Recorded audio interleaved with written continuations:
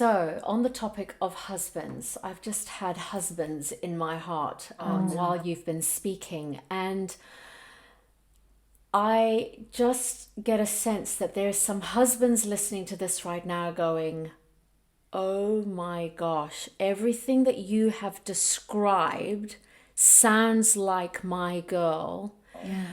But maybe she hasn't opened up to him. She hasn't told him about this. Maybe this has been hidden in their relationship. What do you want to say to him in terms of how can he sensitively approach this with her so that she feels safe enough to be able to be open and honest with him about maybe some past decisions that she's made that he's not aware of? Depression is not the problem. Depression is a symptom of a problem. It was like going from hot water to cold water instantaneously. So the effect of that is what over time caused a lot of damage to me. Make sure that you tell someone that you know you can trust.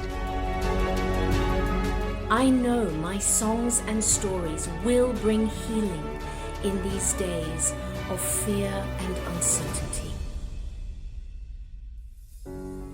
You are listening to the Under the Rug podcast with Nalini Tranquim. Ladies and gentlemen, welcome to Under the Rug. I am your host, Nalini Tranquim. Today's episode is going to heal some women who have been through the painstaking process of abortion. It's going to heal some men who have struggled to understand certain behavioral ramifications that abortion has had on their women without necessarily realizing it, especially where the topic of abortion itself has remained under the rug. Today's episode is also going to come as a warning directly from someone who's been through it to those who are considering abortion for themselves. If you are listening and you've had an abortion, or you know someone who has, for some, the actual act meant nothing. For others, the whole process was brutal from the get-go. Either way, anyone who's had an abortion lives with the ramifications of that decision. Its impact is different for each woman, but there is an impact nonetheless, just like there has been with our very brave guest today. She is a life and leadership coach, has been working in the corporate leadership space for over 20 years. She is a wife and a mother of 2 incredible children, and only very recently did she decide to shine a light on this extremely painful area that has remained buried within her life until now. So this is a huge step for her today. I am so privileged that she has chosen Under the Rug for her very first interview on the topic, and I believe that this is the first of many to come. So please join me in welcoming Fiona Briffa. Fiona, welcome to the show. Thank you so much for having me. This is a difficult topic, and yes, this is the first time, but it's just been weighing very heavy on my heart to share my story so that it can bless, inspire, heal, whatever it needs to do for other women. So thank you so much for giving me a space to do that. I love that. I love that. So much love for you, Fiona. Now listen, we've got a lot of ground to cover today, so we're going to get straight in. We've both got tissues, so we're both ready. Yes, you at home maybe get some tissues. It could pull some strings. It could escalate. Okay, so Fiona, if we can just start off by you taking us back by painting the scene of what was going on that led you to the decision of having an abortion. Yes. So I was 19 years old. I was one of those very ambitious, bubbly, go-getter kind of girls, and I was working as a hairdresser at the time, working in a small salon in outer suburban Melbourne. And was just living my best life as a 19-year-old and had a casual relationship at the time and found myself unexpectedly pregnant. And initially my thoughts were, oh, well, you've done that, so let's go ahead. You're going to have a baby. Talk to the people that I worked with. It was a very close family environment that we all worked together in the salon, and they said, well, we'll set up one of the beauty rooms as a little baby room and you can still keep working, because I was single. And I was living with my older sister at the time, who has since passed, and she had a 5-year-old daughter. So the three of us lived together. And it just hit me one day, the struggle that I was watching her go through. She was doing a really good job, and for her it wasn't hard because she was just a natural born mother. But I was looking at that and thought, that's going to be me, single mum with a baby, 19, and just suddenly got hit with an overwhelming sense of, I can't do this. So it went from I can do this, I can do this, I can do this, to just I can't do this. And that's what led to then making this decision to terminate. Yeah. And how was it for you, that whole process? It was awful, because I guess because I'd first of all decided that I was just going to do it, you made your bed, now lie in it. It was very difficult to even make that decision. I'd already felt a sense of shame before I even went into it, so I didn't tell anybody. The only people that knew were my boss, who took me on the day, and my mum and dad. My dad picked me up from the clinic and drove me home. And I went in there just already grieving, and I woke up afterwards just an absolute mess. Obviously just thinking, it was just the most horrible feeling. It was grieving, like obviously someone had died, because someone had. And I just was sobbing and looking around the room, and all the other women and girls around me were just sitting there like they just had a standard procedure, and I just couldn't understand why they weren't distraught. And obviously, like you said at the beginning, people handle things in different ways, and so they were obviously on their own individual journey, but I was an absolute mess. And right then and there, they came to me and said, you will need to have counselling for this. This is obviously not good for you. This is obviously not working for you. And so my dad picked me up. We had a 2-hour drive home to my mum and dad's house, and I cried the whole two hours, the whole way home. And for a good 2 weeks, I stayed there. And it was, just literally managing the grief for that time afterwards. Abortion clinics can be very clinical in their approach, right? Very matter of fact, and almost emotionless. Yeah. What were some of the mental and emotional ramifications of the abortion on you? Yeah, well, there were some instant ones, and there were some that built over years and years and years, in fact, decades.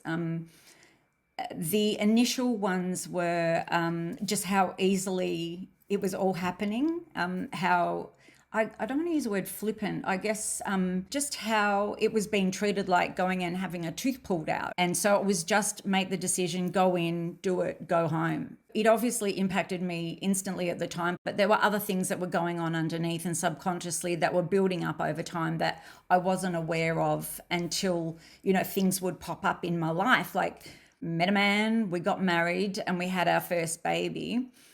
And that's truly when it exploded.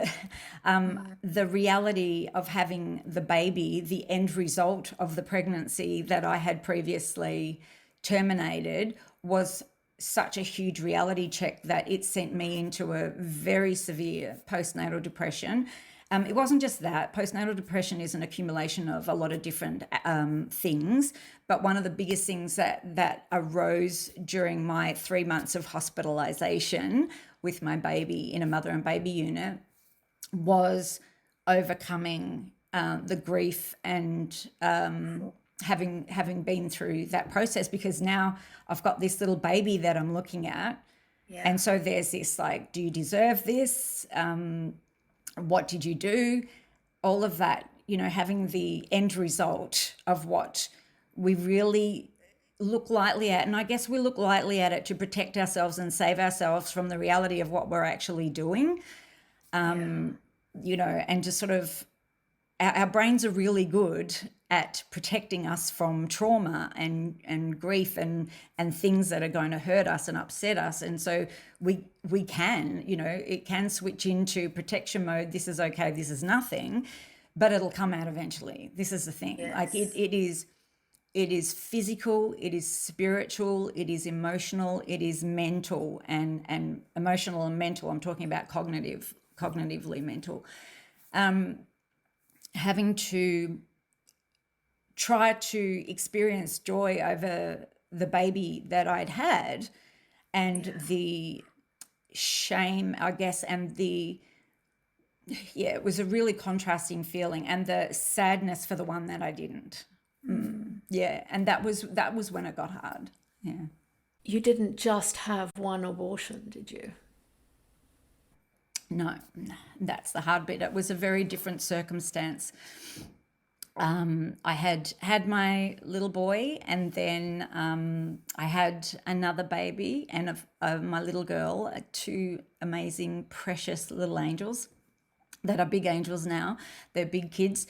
And I went through postnatal depression again. And during the years between having the first one and the second one, the pressure on the marriage, because of how I felt about myself, the spiral into depression and anxiety, I actually was on the borderline of postnatal depression and postnatal psychosis, which is why they had me in hospital for so long. I was, the second time around, we knew, they said, because you had it so bad, the first time we set up a safety net before I had my second bubba.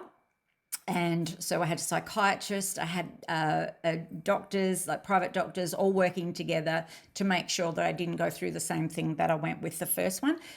But I still ended up in hospital for 2 weeks after I had baby number two, again, with all of those emotions and a lot of things that were actually I wasn't aware of. By then, I was basically switching it off. I was bottling it up. I was tucking it to the back and just trying to cope with managing being the best mum that I could be to these two little blessings that I had. And so, yeah, I started to really shut things down. And of course, we know what happens when we put a lid on a pressure cooker. It doesn't, eventually it's going to blow off. So it was after I had, the pressure on my marriage, my first husband, obviously, my marriage ended. The poor guy, I went from having this bubbly, go get 'em happy wife to this blubbering mess that I turned into after having my kids. And so, the pressure on the marriage, of course, that ended up, we didn't know, we were young, we didn't know how to navigate our way through that. If I had the tools that I had now, we probably would have done a better job, but the marriage didn't survive those two things. And of course, with the first baby, my husband at the time found out about the previous termination because I had to talk about it. I had to shine a light on it. I had to get it out. He was very supportive and became a part of that healing process as well. But it didn't all heal. After I had my second baby and the marriage ended, straight afterwards, I just dove into a whole heap of different type of coping strategies that weren't healthy or helpful. And I fell pregnant again just straight after. So obviously I was doing other things that weren't helpful to my life, and having two children, postnatal depression with both of them, and a divorce. Yeah.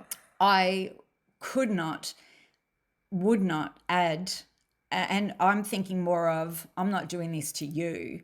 And I guess in a way I was letting myself off the hook by saying I was doing it for the baby. I didn't want to throw a baby into a already difficult life. Like, how was I going to manage? I'm already a single mum.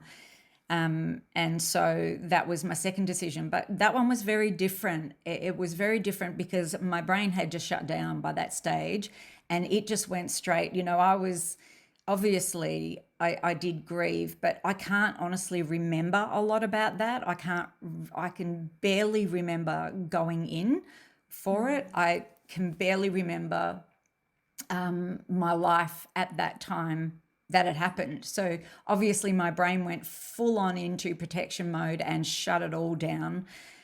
So yeah, I don't have a lot of memories around that second one, like I do the first. Yeah. Now, you mentioned earlier, obviously coming out of the postnatal depression and the divorce. I mean, it would have just been such a horrific time for you. You found yourself undertaking escapism to try and numb the pain that was taking place. Yeah, absolutely. There was escapism to numb, there was self-sabotage to punish. I ended up after that in an abusive relationship. So, and I was even semi-consciously aware that I was like in that relationship because that's what I felt that I deserved. And even as someone who had grown up in a loving, beautiful family, had gone through school, been so confident, ambitious, all that sort of stuff, to go from that to being reduced to just a shell of my former self. And that just started a series of snowball of self-destructive behaviors. So yes, having gotten into an abusive relationship, then of course I've got to try and numb the things that are going on there. So I started drinking, started gambling. I had a gambling addiction, drinking when my kids weren't there, because obviously when we separated, we shared custody. So it was very amicable. So I was one person, I was the great altogether mum, I guess, when my kids were there. And then when they weren't is when it just all fell apart and I went into sort of self-destruct mode. And what happens, there's the conscious awareness of what you've done and the grief and the shame and the things that you can clearly see and feel. But there's other things going on beneath the surface which are unconscious, because it's not natural for a woman to just let go of something that is hers. Like it is from the minute that you conceive, this little thing has come from an egg that's been inside you your entire life. And so of course there are some spiritual and emotional ramifications. Even if our brain has done its best to shut it down, it's going to come out eventually. And so that came out in self-destructive behaviors. I didn't feel worthy, so I'm going to make choices that just reinforce the fact that I'm not worthy and become a self-fulfilling prophecy. And that compounded with the fact that I had been abandoned by my biological father as a baby. Yeah. So all of this going on, you can see where it's like, how did I do that? Knowing what it feels like to be abandoned, how could I make that decision to take the life of my own baby and abandon my own baby? And this is not on any judgment on anybody else who's chosen or chooses to do this at all. This is just my story. You just need to know.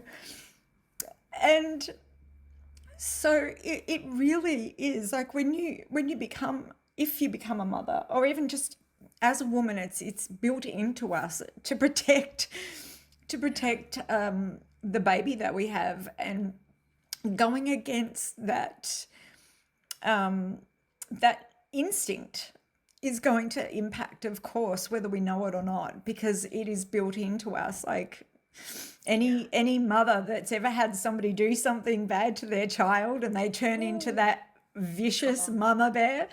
Yeah. That's that instinct. And so we don't get to come out of it unscathed. It was at the end of that rope where I'd been in unhealthy relationship and making unhealthy decisions, that I just brought it all to. I surrendered. I just gave up. I'm like, I can't do this anymore. Life was just hard. It was because I'd made it hard too with my choices. Yeah. But I couldn't see a way out of it. I couldn't find a way out of it. And probably subconsciously, I didn't feel like I deserved a way out of it. But at the end of my rope is where I prayed and I just said to God, I'm so sorry, but I've wrecked this life he gave me and I don't know what to do about it. And this is the grace of God, right? Is in that moment, I remember I was at the end of my bed just bawling like a little baby, with and I just felt this beautiful warm blanket enveloped me with a sense of love and calm and peace, and I felt myself going, and I knew that was God saying, I've got you, like the only way we can overcome something like that kind of trauma, that kind of decision, is to, like in the Bible it says, confess it, which really simply is to say, I've done this and I'm sorry. Like my heart is crying and I'm truly, truly sorry. I need healing and forgiveness, and this is what Jesus died for, so we could bring those things to God and let him take them and put them where they should be, and not on our shoulders, but then repair those places in my heart and the brokenness. Like my heart was literally broken. I had the physical manifestations of this trauma resulted in, like, I had a chest pain, which the first time I went to the doctor because I thought I was having a heart attack, but I had this consistent chest pain right where my heart is for years and years and years and years, until recently when you were with me and we were praying. But also fibromyalgia and chronic nerve pain in my feet. There is no medical explanation for these things, and my theory is that our trauma can physically manifest as illness or pain. I have no scientific background for that, but that's the only way I can explain it, because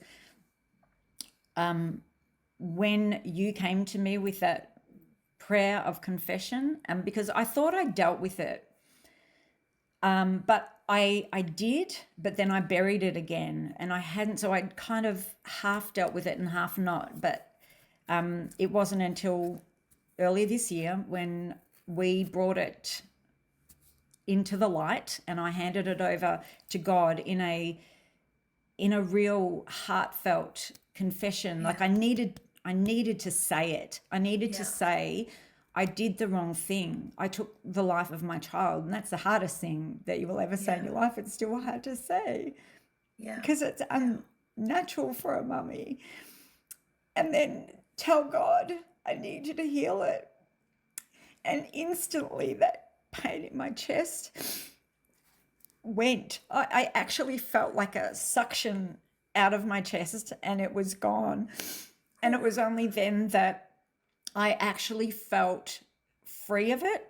And I had felt a build up, because leading up to it, I had felt a build up. I hear God's whispers, and he was whispering, I'm going to mend your heart. You're going to feel some discomfort. And I had no idea what that meant, but I did feel discomfort in the weeks leading up to it. But the point of sharing this is that if you're out there watching it, and it is a decision that you've made, you have to know that every single one of us does something wrong and offends God every single day, because there's so many different ways that we can offend God, and there's no measure to that. Like whether it be having an abortion or lying to your husband, it's all marked as the same level. And all we need to do is bring it to our Father in heaven, and of course he then wraps that warm blanket, like he did me, around you and says, I can take this from you and heal it. We just need to bring it and admit it, because if we're not saying, hey, I did this, and owning it, then we're still carrying it around with us. That's right. So we need to say, hey, I did this. Like a child, if your child came to you and said, Mummy, I broke the jar in the bathroom, what would you do? You would say, thank you for being honest and open and telling me that. That's okay. I forgive you. We can go fix the jar together. Well, that's literally what happens when we bring these things to God, because we can't heal that level of trauma and grief on our own. It's very much a partnership, we have to first bring it to him, let him heal it, and then work with him. Sometimes it's an instant thing, sometimes it's a journey, but it definitely is something that he will forgive and repair and restore and heal. He's just that beautiful. That's who he is. Yeah, and you've seen him heal your depression and anxiety. Yes. You've seen him heal your addictions to gambling, drugs, alcohol. Your chest pain has been completely healed. Gone. Yeah.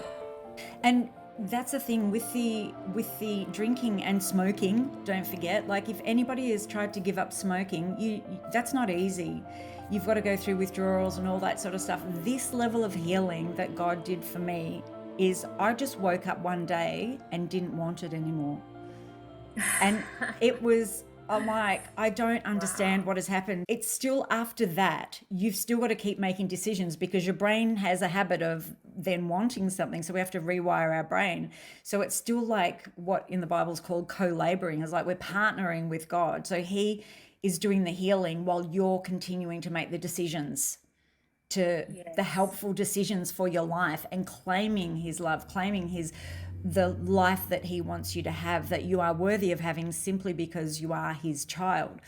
But I woke up with the drinking, and I had a drink, and my drinking problem was I didn't have to drink every day, but when I did, I didn't stop. So if I was going to have one, I was going to have anything that's within reaching distance. I had one, and then I went to have another one, and I just felt sick, and I thought maybe it was something that I ate. I'm like, oh, and it didn't register until the next day I went to have a drink, and then had one, was beautiful, lovely, went to have another one, I felt sick, and I realized it was God saying, that's enough. There's nothing wrong with having one or two, nothing wrong with it, but that's enough. The rest of it is hurting you. And so I took that and was like just then able to just have one or two for even up to now. Like I can go a month, I can, But then the second step was when I went to have, about a month later, I went to have a cigarette, and it felt like razor blades going down my neck. And I'd been smoking since I was like 14 or 15 years old, and I've never smoked since. So that's incredible. That's healing, like no withdrawals, no, still having to make decisions on a day-to-day basis, but with really no physical discomfort to myself. So when you go, oh God, I don't know, I have no resources left to manage this life that I've created. I need you to just heal it all. Yeah. Step in and fix it. And step in and fix it, he did. And it was rapid. It was, within a year, I was back to my old bouncy, bubbly, Fiona-y self, and found my current husband, found my love. Okay, so on the topic of husbands, I've just had husbands in my heart while you've been speaking, and I just get a sense that there's some husbands listening to this right now going, oh my gosh, everything that you have described sounds like my girl. Yeah. But maybe she hasn't opened up to him. She hasn't told him about this. Maybe this has been hidden in their relationship. What do you want to say to him in terms of how can he sensitively approach this with her so that she feels safe enough to be able to be open and honest with him about maybe some past decisions that she's made that he's not aware of? That's a really great question. I guess because if you are sensing these things, because these kind of behaviors can come from different places. It can come from, mine was an accumulation of those decisions plus abandonment, fear of rejection, a lot of different things that accumulated to this kind of behaviors, and where I'd actually push good people away. So I think for these guys, I really feel to highlight when I met my husband, who was the good guy, not the destructive guys, because I'd been healed of the I'm going to keep punishing myself. I did try to initially push him away because it was a habit. And so I think that if you're noticing any of those kind of behaviors, it could be that is a past decision that she's experiencing shame and grief and unworthiness over. I guess the way to approach that is to describe the behavior lovingly and gently and how you feel about it. So it's like, I'm noticing that you're pushing me away, or I'm noticing that this triggers you to be upset. Is there something that, that I can help you with? Is there something that you'd like to share with me? I promise there will be no judgment. I just want to support you through this. I just want you to feel safe. Nothing that you could do could separate me from your love, which is what God says to us, right? So beautiful. Just leading on from that, then, I know for you personally, you only recently shared your own journey with your family, and that would not have been easy for you. Oh, no. But how did you go about having that conversation? Because this is a very important next step for someone who's kept this journey hidden from their loved ones until now. Part of the healing process is to get it out. Like it manifests and festers, and talking about it, it not only releases you from the burden of it, and it's not that we're wanting to put the burden on somebody else, because God's already taken the burden on himself, right? Because we've already given it to him and he's healed it. But having this conversation not only allows other people to say me too, Yeah. to be set free and to understand, and it might not even have been on the topic of abortion, any mistake or anything that's brought you shame and hurt and pain, that has been as a result of your decision. The importance of us sharing our humanness and our mistakes, and so that other people can feel free to share theirs and to bring theirs to God and to bring theirs to the table to each other, like to share it with each other, to go, hey, I'm not perfect and this caused this, and set somebody else free with that story is really powerful. Right. Yeah. But bringing it up with my kids, it wasn't until I had agreed to do this interview with you, and I thought, well, I don't want my children and to hear this for the first time via the grapevine. I need to share this story with them. And I sent them a message first and said, I need to share a story with you. I'm about to do an interview, but I want to share this story with you. It is about abortion. Can we please get together via Zoom? And so we had a Zoom catch up with all of us on Zoom, and I shared exactly what I've just shared with you all. Cried my way through it, because these are my baby, and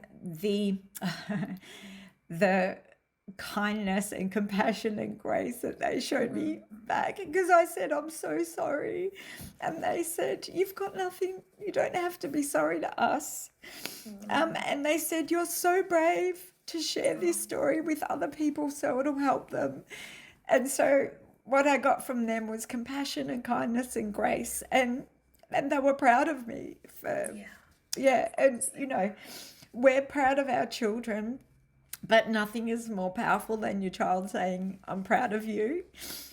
And so they've just been so supportive and kind, and they know, because I've raised them to know that each one of us is doing life the best we can with the tools that we've got at the time, and we're going to make mistakes and fumble our way through sometimes. But under all circumstances, nothing can separate us from God's love. And I say to my kids, and nothing can separate you from my love, no matter what you do, no matter what you bring to me. Chances are I've already done it, but nothing will make me judge you, or my job is to support you through it. So good. Yeah. Something that God's been so gracious towards you has been, he's actually shown you your babies. Oh, yes.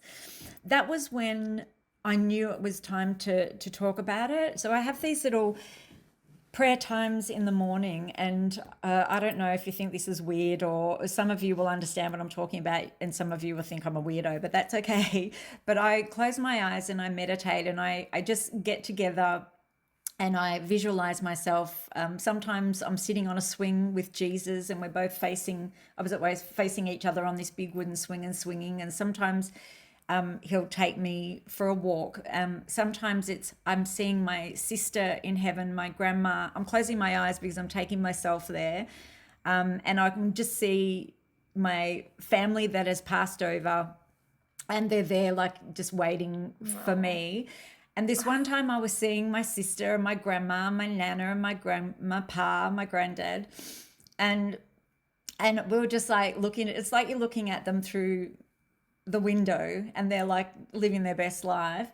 And there were these two little like wisps, but they were children. And it was kind of like if you've ever watched Brave, the cartoon movie where she follows these little wisps, but they still look like little children at the same time, and they were playing. And I'm like, oh, who are these two? I'm like, who are you? And God said, they're your babies. They're here with me. Oh, and I never knew that whole time. I didn't realize. But then I started looking through and I'm like, and I talked to them and I said, Mummy loves you so much and I'm so sorry. I got a chance to say sorry to them, and God said, they're with me. They're okay. They just missed the hassles of having to go through life. And that's not to let me off the hook, but literally, you know, babies, for what, you know, other babies die for different reasons, cot death or sickness or deformity or whatever. God was showing me they're with him, even those ones. And I started looking up the Bible for confirmation, and he showed me that where it says, before you created my innermost being, you knit me together in my mother's womb. I praise you, for I am fearfully and wonderfully made. So before I formed you in the womb, I knew you. Before you were born, I set you apart. And that confirmed to me that yes, they are little spirits. They are human beings, and they are with God in heaven because they've passed on. And to see that and to be able to talk to them and tell them Mummy loves them so much, and to know that I would then see them when I get there. And look, these tears aren't because I'm still in the grief and sadness. It's this overwhelming love and just amazement at what God has done for me, even though I have completely tried to sabotage so many different aspects of my life. It is tears of overwhelming love and kindness and generosity and love from my Father in heaven that he has brought me through this. And if you look at my life now, it's just like it's so far apart from where I was when I hit rock bottom. I'm living in this beautiful, I'm looking out the window, living in this beautiful hillside location. I'm doing a job that I love. I've created a business that I love. I have a husband that cares for me and supports me no matter what stupid ideas I come up with for businesses. And I've got a wonderful network of friends and family, and my children, oh my gosh, are just the most amazing creatures I have ever met in my whole life. But it started with you surrendering. Yeah. Started with you getting to that place on your knees before God saying, I cannot fix this. I need you to fix this. Got nothing left. Fiona, I would just like you to speak to the women who are contemplating an abortion. There are a lot of different reasons that women make this decision. It's not usually an easy one. If even with all of this information, you still just can't even, I guess, first of all, knowing that what I know now about myself is that I have survived every single thing that I've been through, 100% of it, because I'm sitting here. So I would have been able to manage that. I would have been able to survive it because I've survived all the other junk that came along. I survived addiction. I survived abuse. I survived abandonment. I survived all those other things. So I would have survived. I would have raised those babies because I raised two on my own. So it is that belief, not just in yourself, to know you've already survived 100% of everything you've been through. You will survive with a baby, and there are resources and there is help. And also God will meet you and honor that decision, right? So that's one side of it. If you taken all that on board and you still can't even, just know that there is nothing that can separate us from God's love, and to take it and pray about it and hand it over to God. So good. So Fiona, as we bring this to a close, can I just ask you to pray for two groups of women today? I'd like you to pray over our precious women who have had an abortion. But I would also like for you to pray over precious women around the world who are contemplating abortion, that our God will bring his hope and his healing and his restoration into their lives, hey? Yeah, absolutely. I'll start by praying for the women that are watching that have been through an abortion and that are feeling that sense of guilt and shame, or whether you're not feeling anything, but it's there, even if you're not consciously aware of it. So just come, Holy Spirit. Father, I just thank you so much for this opportunity to share this story. Thank you for what you have done for me, and I pray for you to do that same thing for these women that are watching. I just pray for an awareness of your presence and your will to be part of their journey, and your want to be called into their situation, into their pain, into their broken hearts, that you are sitting there waiting to be called in so that you can do what only you can do in their lives, and that is heal those broken places, repair and restore and refresh their heart and their mind and their spirits. Father, I just pray for all of those women who have lost their babies, that you give them a sense of peace, that you wrap that warm blanket of love and acceptance and unconditional love around each and every one of them right now, and whisper in their ear, I've got this. That you just remove that broken piece, repair those pieces, remove the shame, heal the grief. We don't need to forget, but we can have the memory without the pain. Father, I just in Jesus' name ask for forgiveness for every single woman out there that is feeling this. Because of your beautiful, kind nature, that's who you are. You are the Father who heals, the Father who forgives, the Father who restores and provides, the Father of peace. And I just ask you to pour that out into the hearts and minds of every single woman that hears these words. Let it fall on them like refreshing drops of rain, washing and cleansing inside and out.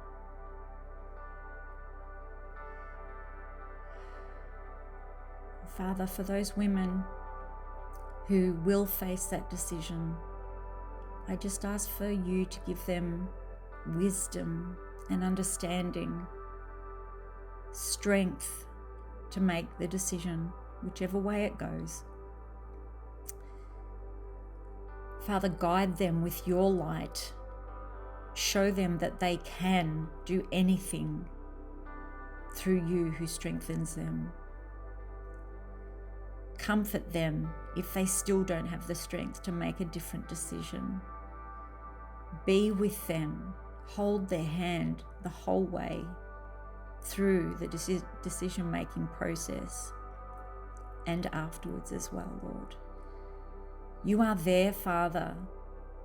You created us. You knit us together in our mother's womb. I just ask that you awaken us to that knowledge and wisdom, all of us. But Father, thank you for every single woman and myself.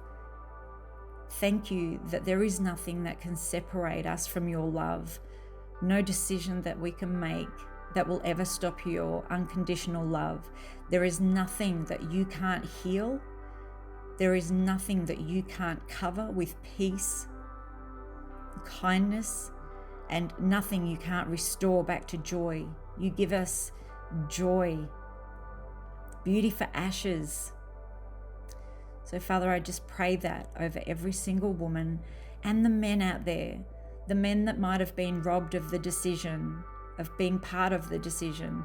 Men that might be in relationships with women and they don't understand what that not quite right thing is about their behavior or why they can't get close.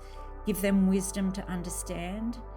Give them healing. Give them words to raise the subject, to share their feelings as well, and to support the women in their lives, and for the women to support the men who have been through this as well.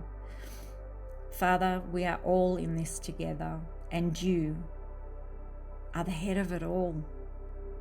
We don't have to do this alone. And I thank you, Lord, that you partner with us. You do the things that we can't, and we just do the things that we can. And you do the heavy lifting for us the whole way through. Thank you, Lord, that you've healed all of the broken places in my heart.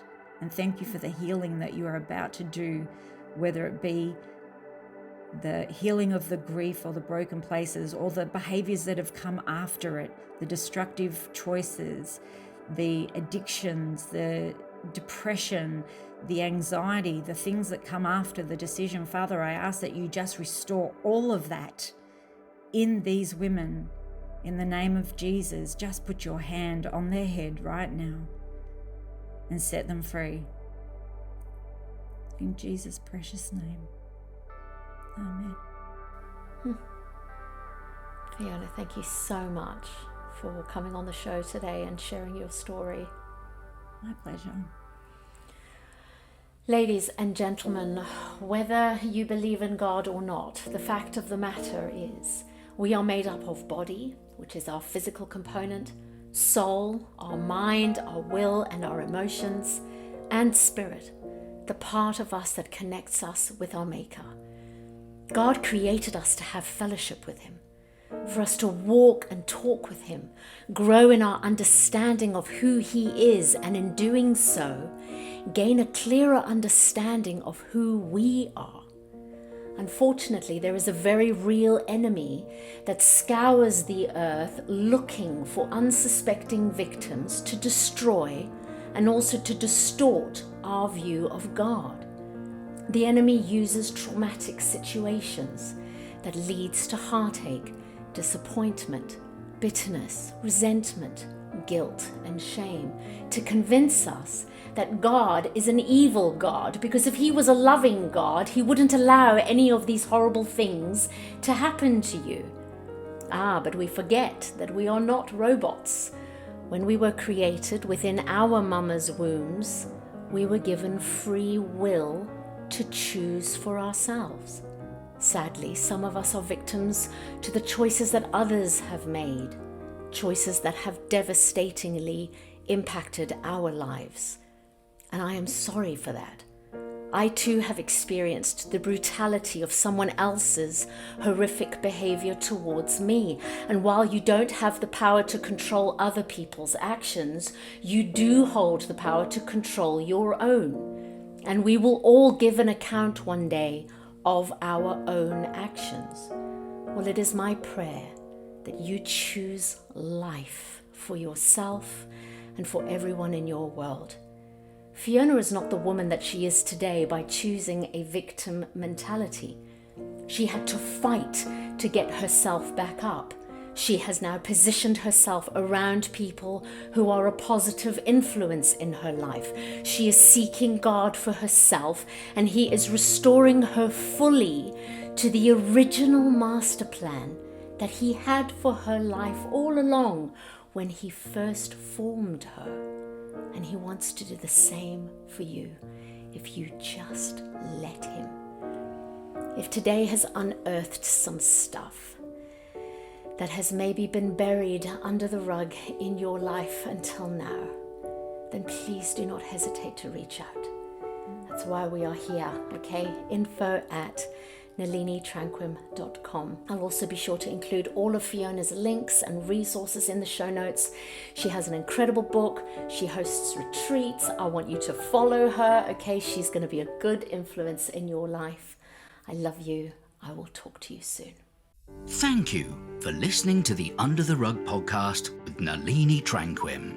To learn more about Nalini's online coaching programs, to book Nalini for your upcoming events, or for more information, please visit nalinitranquim.com/contact or email us at info@nalinitranquim.com.